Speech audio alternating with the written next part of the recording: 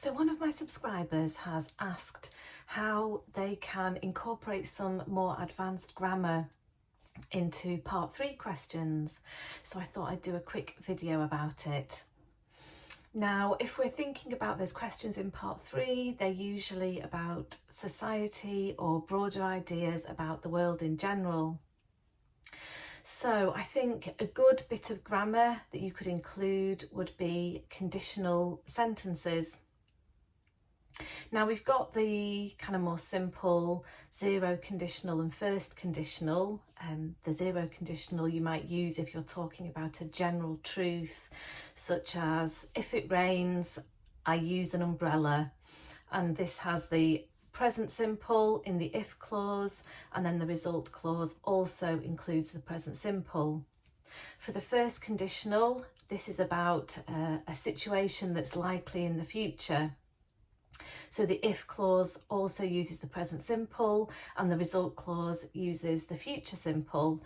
For example, if it is sunny, I will go to the beach. However, I think that the second conditional is a really useful conditional tense to use for part 3 responses. This is because the second conditional often refers to hypothetical or imaginary situations that are unlikely, not necessarily completely impossible, but unlikely. So for example, a part 3 question might be something like, how could traffic congestion be reduced, or how could air pollution be reduced? And if you use the second conditional here, you would be using the past simple tense in the if clause, and in the result clause you use the word would, the modal verb would, plus the infinitive form of the verb. So an example might be if the government invested, past simple, money to improve public transport, then more people would take, there you've got would plus the infinitive form of the verb, would take the bus or train to work instead of driving their car. Another example might be, what are the advantages of the internet?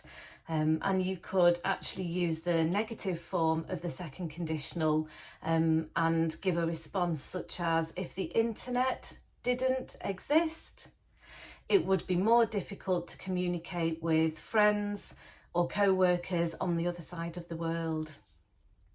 So there's a couple of examples of how you can use the second conditional to your advantage and display some more advanced grammar in those speaking part 3 answers.